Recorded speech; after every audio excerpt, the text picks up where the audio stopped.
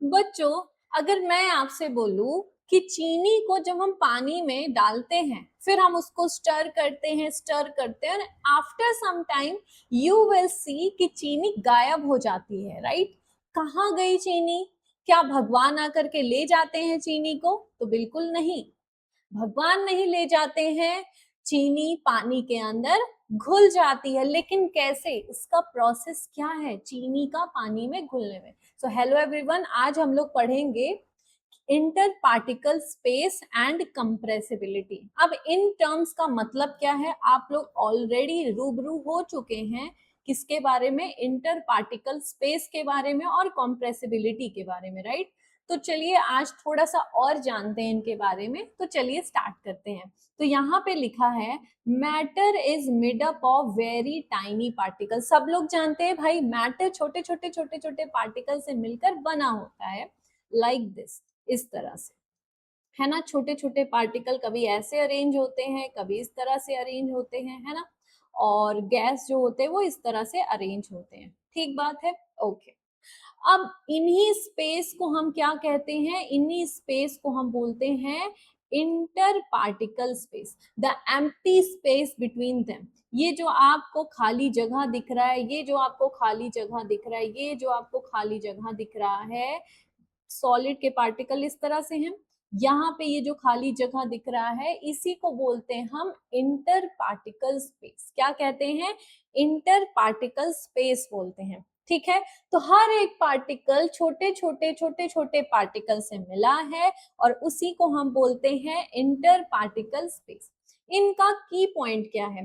Every substances has some space between its particle. जी, कोई भी सब्सटेंस हो, चाहे वो सॉलिड हो, चाहे लिक्विड हो और चाहे गैस हो, ठीक है, उनके पास थोड़ा सा स्पेस होता ही होता है उन पार्टिकल्स के बीच में, जिसे हम इंटर पार्टिकल स्पेस बोलते हैं। और यही स्पेस डिसाइड करता है मैटर की प्रॉपर्टीज, राइट? जैसे अगर पार्टिकल के बीच में, दो पार्टिकल के बीच में बहुत ज्यादा स्पेस है, दो पार्टिकल के बीच में बहुत ज्यादा स्पेस है, तो उसे हम बोलेंगे गैस। दो पार्टिकल के बीच में एकदम नेग्लिजिबल स्पेस है, तो उसे हम बोलेंगे सॉलिड। और अगर दो पार्टिकल के बीच में मॉडरेट स्पेस है, ना बहुत ज्यादा ना बहुत कम, तो उसे हम क्या बोलेंगे? लिक्विड बोलेंगे, राइट? तो यही स्पेस जो होता है डिसाइड करता है role and properties of matter, right? The amount of space is different in different state of matter. हर एक अलग अलग स्टेट्स ऑफ मैटर में जो स्पेस का अमाउंट है वो अलग अलग होता है। जैसे सॉलिड अगर है तो उसमें स्पेस बहुत कम है, गैस है तो स्पेस बहुत ज्यादा है। जैसे कि ये देखिए क्या लिखा हुआ है यहाँ पे, तो देखिए solid inter particle space very small, जैसे स्टोन हो गया, वुड हो गया। Liquid moderate inter particle space, जैसे वाटर और milk. Gas very large inter particle space, जैसे एयर एंड ऑक्सीजन। समझ आई बात? इसको आप लोग कॉपी में नोट कर लीजिए। नेक्स्ट पॉइंट पे आते हैं। अब मुझे बताइए, अगर दो पार्टिकल्स बहुत दूर दूर है, मान लो एक पार्टिकल यहाँ है, एक पार्टिकल यहाँ है, तो इनके बीच में काफी स्पेस है, ये आराम से इधर इधर इधर इधर मूव कर पा रहे हैं। लेकिन सॉलिड एकदम पास पास होते ये बेचारा कहाँ मूव करेगा? बिल्कुल नहीं मूव कर पाएगा। इसीलिए सॉलिड्स का जो मूवमेंट होता है वो बहुत ही कम, लीस्ट मूवमेंट होता है, राइट?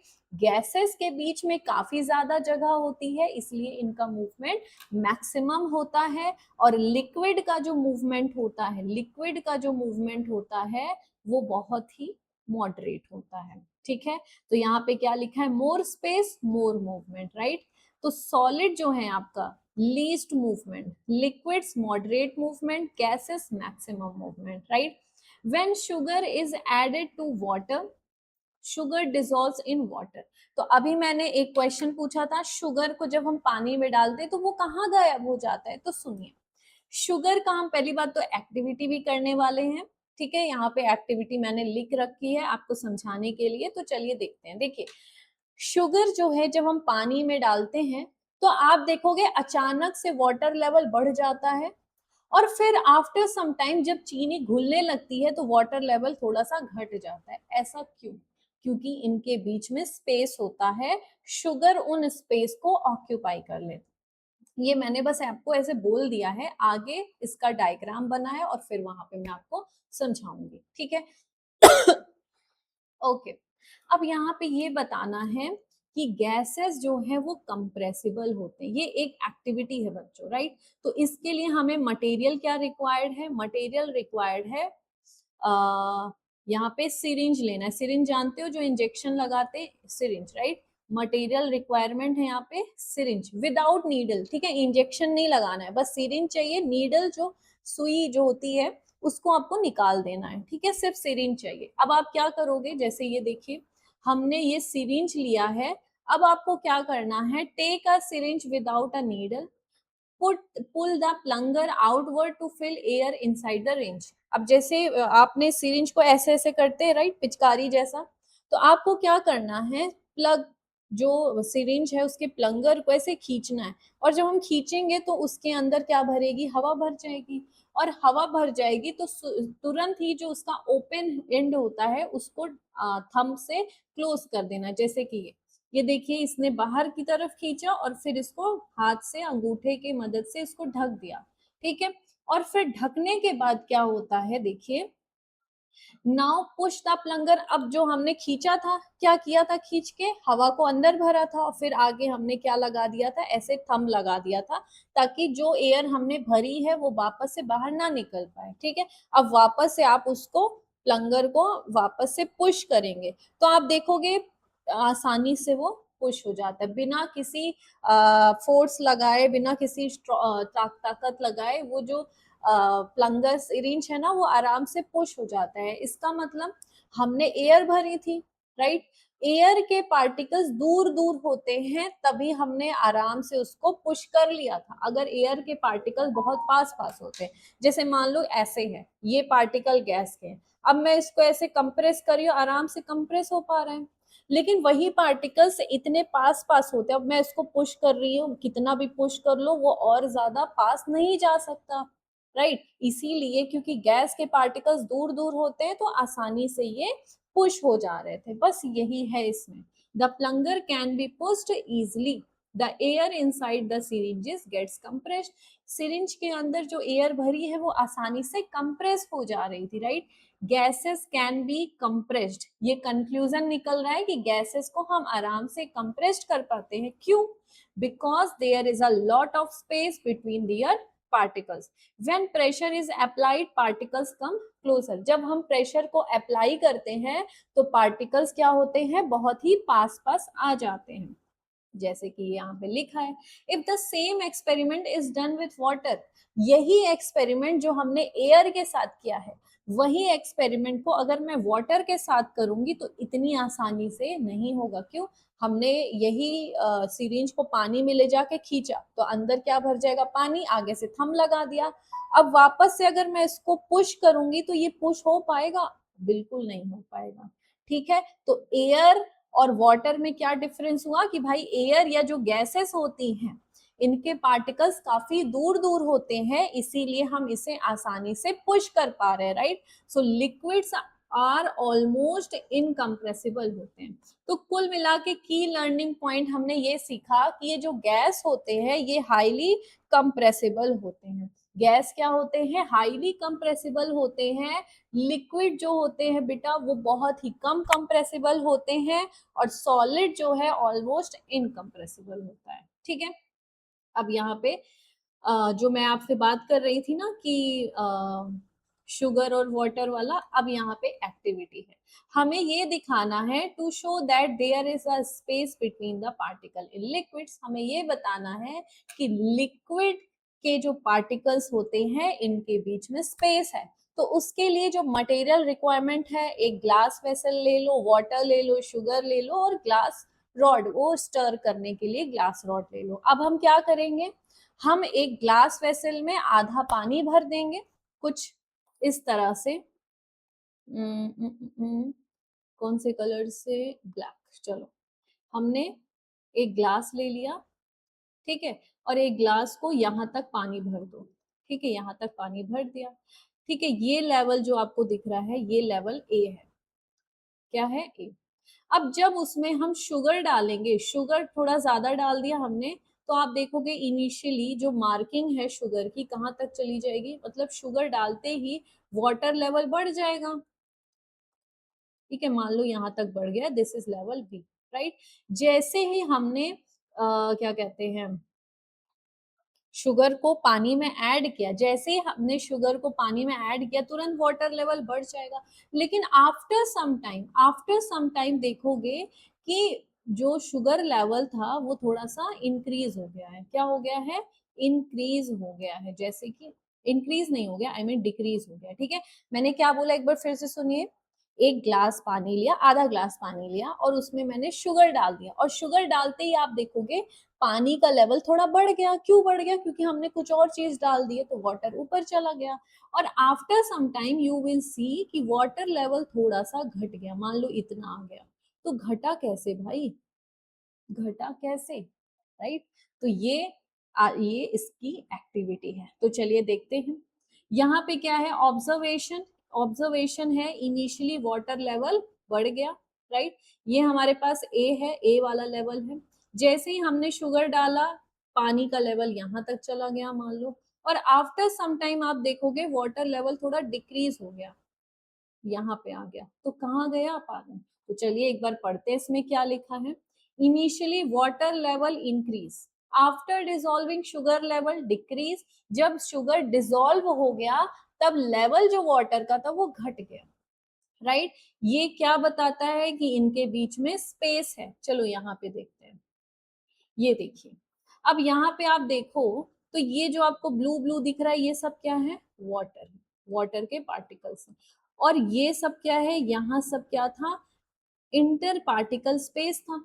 जब शुगर को पानी में घोला तो वो छोटे छोटे पार्टिकल्स में टूट गया, और जब वो छोटे छोटे पार्टिकल्स में टूट गया तो पानी या वाटर मॉलिक्यूल्स के बीच में जो इंटर पार्टिकल स्पेस था उसके अंदर कौन चला गया? Sugar, right. शुगर चला गया। जैसे ये मान लो वाटर के पार्टिकल्स हैं, ये क्या है? वाटर के पार्टिकल्स, राइट। जब हमने शुगर डाला इनिशियली, जब घुला नहीं था तो पानी का लेवल बढ़ गया था, ठीक है। और जैसे जैसे वो छोटे छोटे पार्टिकल्स में टूटने लगा, जैसे ही वो छोटे छोटे पार्टिकल्स में टूटने लगा तो जो शुगर के क्रिस्टल थे वो इन स्पेस को ऑक्यूपाई कर लेते हैं, इसीलिए वाटर लेवल थोड़ा सा डिक्रीज हो जाता है। बात समझ में आई? यही है यहाँ पे इसका मुद्दा। आई होप आपको समझ में आया होगा। अब देखिए स्टेट, ये है सॉलिड, ठीक है, लिक्विड और गैस। तो सॉलिड के पार्टिकल्स क्लोजली पैक्ड होते हैं, लिक्विड के पार्टिकल्स लेस पैक्ड होते हैं, और जो गैस के पार्टिकल्स होते हैं वो काफी दूर होते हैं एक दूसरे से। इसीलिए क्योंकि सॉलिड बहुत ही क्लोज पैक्ड होता है, इसीलिए इनका जो स्पेस है बहुत कम होता है। लिक्विड में मॉडरेट स्पेस होता है और गैस में मैक्सिमम मैक्सिमम स्पेस होता है, right. Sand does not dissolve. Sand does not dissolve in water because its particles are large and do not mix with water. अब इसका मतलब ये है कि ये है मान लो लिक्विड के पार्टिकल्स, ठीक है। लिक्विड के पार्टिकल्स एक दूसरे से इस तरह से हैं, ठीक है। अब सैंड डाल दिया, अब सैंड के पार्टिकल्स जो है वो छोटे छोटे टुकड़ों में टूटा, लेकिन उसके जो पार्टिकल का जो साइज था वो इन स्पेस से काफी ज्यादा था, और ज्यादा था तो बताओ यहाँ पे फिट बैठ पाएगा? नहीं बैठ पाएगा, इसीलिए सैंड उसमें डिसॉल्व होता ही नहीं है, right. So they settle down instead of dissolving, तो वो डिसॉल्व होने की जगह सेटल डाउन हो जाता है, ठीक है। तो यहाँ पे क्या लिखा है? The particles of matter move continuously. ये कौन सा प्रॉपर्टी है? Movement of particles. The particle of matter move continuously, their movement depends upon the matter and its physical state. मतलब क्या है कि कोई भी मैटर है वो लगातार घूमता रहता है। कोई भी जो मैटर है, मैटर के अंदर जो पार्टिकल्स होते हैं वो लगातार मूव करते रहते हैं, मूव करते रहते हैं, मूव करते रहते हैं, राइट। और इनका जो मूवमेंट है, इनकी जो मूवमेंट की स्पीड है वो डिपेंड करेगा बच्चों मैटर कौन सा है। उसका स्टेट कौन सा है, उसका फिजिकल स्टेट कौन सा है। जैसे सॉलिड है तो सॉलिड के पार्टिकल्स बहुत ही पास पास होते हैं तो इनका मूवमेंट लेस, वेरी लेस, लेकिन गैस के पार्टिकल्स से दूर दूर होते हैं तो ये फास्ट मूव करते हैं। ठीक है, अब यहाँ पे एक एक्टिविटी है इसी चीज को दिखाने के लिए, to show that particles of matter are continuously moving. ठीक है, अब यहाँ पे कौन कौन से मटेरियल रिक्वायर्ड है, glass tumbler, water, potassium permanganate या फिर इंक ले लो। अब यहाँ पे आप देखो कि ये एक ग्लास पानी है, इसमें मैंने एक ड्रॉप इंक डाल दिया। ठीक है, धीरे धीरे ये देखो ये अपने आप ही हो रहा है, और आफ्टर सम टाइम देखोगे पूरा ग्लास का पानी मिक्स, पूरे ग्लास के पानी में इंक मिक्स हो गया है। हमने उसको स्टर नहीं किया, हमने उसको चलाया नहीं, लेकिन मिक्स हो गया। इसका मतलब क्या है, पार्टिकल्स मूव कंटिन्यूअसली। प्रोसीजर वही लिखा है, take a glass filled with water, add a few grains of ink into it, observe changes carefully. तो जो ब्लू कलर है वो तुरंत स्प्रेड होना वाटर में स्टार्ट कर देता है। After some time you will see whole water becomes uniformly blue, right. इसका मतलब यही है, particles of matter are continuously moving, right. और यही प्रोसेस को बेटा हम बोलते हैं डिफ्यूजन, यही प्रोसेस को बोलते हैं डिफ्यूजन, इंटरमिक्स होना। तो आप देखे होंगे इंक का हायर कंसंट्रेशन वो एक बूंद है, और जहां पे वो फैल गया है वहां पे एक बूंद भी इंक नहीं था, तो धीरे धीरे धीरे धीरे वो पूरी जगह फैल गया। इसका मतलब what is diffusion, movement of particles from higher concentration to lower concentration. जहां पे इंक का अमाउंट ज्यादा है वहां से उधर फैल गया जहां पे उसका इंक का कंसंट्रेशन बहुत कम था या नहीं था, राइट।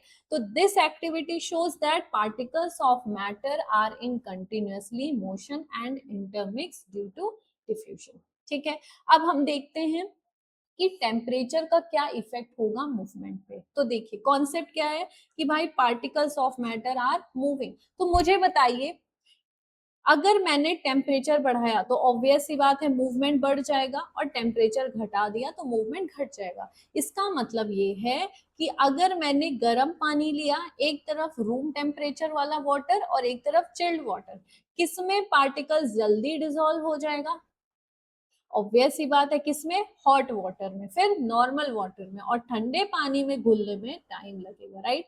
तो in room temperature movement is normal, in cold water particle move slowly, so higher the temperature faster the movement, faster diffusion. ठीक है, अब बात आती है चेंजिंग स्टेट्स ऑफ मैटर। तो जनरली बच्चों आपने मतलब जानते ही होंगे कि जैसे पानी है, पानी को हम फ्रिज में रखते हैं तो क्या हो जाता है, वो जम जाता है, और अगर फ्रिज से बाहर निकाल दोगे तो वो मेल्ट हो जाता है, राइट। तो इसका मतलब है कि सॉलिड यानी कि आइस हम मान लेते हैं, आइस को हम मेल्ट करेंगे तो वो लिक्विड में चला जाएगा, यानी कि मेल्टिंग को एक और नाम देते हैं फ्यूजन। क्या नाम देते हैं, फ्यूजन। ठीक है, मैं लिख दे रही हूँ यहाँ पे क्या नाम देते हैं, फ्यूजन। देखिए FUSION, दिस इज फ्यूजन। मतलब जब सॉलिड लिक्विड में कन्वर्ट होता है तो इस प्रोसेस को हम बोलते हैं बेटा फ्यूजन। क्या कहते हैं, फ्यूजन कहते हैं। और जब लिक्विड वापस से सॉलिड में जाएगा तो इस प्रोसेस को हम बोलते हैं फ्रीजिंग। ठीक, अगर लिक्विड जो है वो गैस में जाता है तो इस प्रोसेस को हम इवेपोरेशन कहते हैं। क्या कहते हैं, इवेपोरेशन बोलते हैं। और अगर गैस लिक्विड में जाए तो इस प्रोसेस को कंडेंसेशन कहते हैं। जैसे पानी को आप उबालते हो तो गैस मतलब स्टीम बनता है, गैस बनता है, वेपर बनता है, एक ही बात है। तो उस प्रोसेस को हम बोलेंगे इवेपोरेशन। अगर आप उसी जो पानी को आप गर्म कर रहे हो ऊपर ढक्कन लगा दो, आप देखोगे ढक्कन के ऊपर छोटे छोटे ड्रॉपलेट्स होते हैं। कैसे, जब हम पानी को गर्म कर रहे थे तो उसके भाप बने, वेपर बने, और वो सोच रहा है कि हम बाहर निकल जाएं, एटमॉस्फेयर में चले जाएं, लेकिन ढक्कन लगा है, अब ढक्कन तो जाने नहीं देगा। तो ढेर सारे जब वेपर एक दूसरे के पास आके इकट्ठा हो जाते हैं फिर से वो लिक्विफाई हो जाते हैं, और गैस का वापस से लिक्विड में जाना कंडेंसेशन कहलाता है। ठीक है, इसी तरह आपने पढ़ा होगा कि जो सॉलिड है बिना लिक्विड में बदले अगर डायरेक्ट गैस में कन्वर्ट हो जाता है तो इसी प्रोसेस को हम क्या कहते हैं, सब्लिमेशन कहते हैं। क्या कहते हैं, सब्लिमेशन। तो सॉलिड का गैस में जाना directly without changing into liquid state, it is called sublimation. और गैस जब डायरेक्टली सॉलिड में जम जाए, जैसे जनरली गैस पहले लिक्विफाई होगा और फिर सॉलिड में जाएगा, लेकिन यहाँ पे क्या है, सॉलिड अगर डायरेक्टली गैस में गया तो सब्लिमेशन, गैस डायरेक्टली सॉलिड में गया तो डिपोजिशन कहलाता है। सब्लिमेबल कुछ सब्सटेंस है, जैसे आप एक कटोरी या वो ले लो, आप चाइना डिश ले लो जो लैब में हम यूज करते हैं, उसमें आप डाल दो कपूर और उसको गैस के ऊपर आप उसको गर्म करो और ऊपर किसी कॉटन से ढक दो। आप देखोगे कि वहां से जो सॉलिड है बिना लिक्विड में गए वो क्या कहते हैं, गैस में चला जाता है। आप ये ऑब्जर्व करोगे, ठीक है। चलिए, changing states of matter means conversion of substance from solid to liquid, liquid to gas। हम मैटर का स्टेट कन्वर्जन करा रहे हैं, इसका मतलब ये है कि सॉलिड से लिक्विड, लिक्विड से gas and vice versa. Vice versa मतलब गैस से लिक्विड, लिक्विड से सॉलिड। किसके वजह से हो रहा है ये सब, टेम्परेचर के वजह से, हीट चेंज की वजह से। यानी कि सॉलिड को हीट मिलती है तो वो लिक्विड में जाता है, लिक्विड को और हीट मिलती है तो वो गैस में जाता है, और सॉलिड को हीट मिलेगी तो वो डायरेक्टली गैस में चला गया तो उसे हम सब्लिमेशन प्रोसेस बोलेंगे, राइट। तो यानी कि ये सब कुछ डिपेंड करता है बेटा थर्मल एनर्जी, थर्मल मतलब हीट, हीट एनर्जी, पार्टिकल्स के थर्मल एनर्जी पर डिपेंड करता है, ठीक है। In solid particles are tightly packed, less movement, हमने पढ़ लिया है। लिक्विड के पार्टिकल्स थोड़ा बहुत फ्रीली मूव करते हैं, गैस के पार्टिकल एकदम ही खाली फ्री मूव करते रहते हैं। तो हीट बढ़ती जाती है, मूवमेंट बढ़ता जाता है और स्टेट चेंज होता जाता है ना। तो ये सब बातें हम पढ़ चुके हैं कि भाई हीट देंगे तो सॉलिड लिक्विड में जाएगा, लिक्विड गैस में जाएगा, और अगर हीट को कम कर दिया, डिक्रीज कर दिया, तो गैस लिक्विड में जाएगा और लिक्विड सॉलिड में जाएगा। Change in temperature causes inter conversion of states of matter, ये हम लोगों ने पढ़ लिया है। तो ये आपका जो चैप्टर था पर्टिकुलेट नेचर ऑफ मैटर, ये खत्म हो गया है। अब हम लोग नेक्स्ट चैप्टर पढ़ेंगे जिसमें हम देखेंगे एलिमेंट्स, कंपाउंड्स और मिक्सचर क्या होता है, ठीक है। और आपको कमेंट करके बताइएगा आपको क्या कोई पार्ट कठिन लगा। आई थिंक मुझे ऐसा लगता है कि यहाँ पे नोट्स जितना भी मैंने इस चैप्टर के लिए लिखा है उतना सफिशिएंट है आपके लिए। लाइक करिएगा, अगर वीडियो आपको पसंद आया हो सब्सक्राइब करिएगा और बेल आइकन प्रेस कर दीजिएगा, क्योंकि अगली नोटिफिकेशन के लिए आपको पता होना चाहिए, ठीक है। तो चलिए, thank you so much for watching.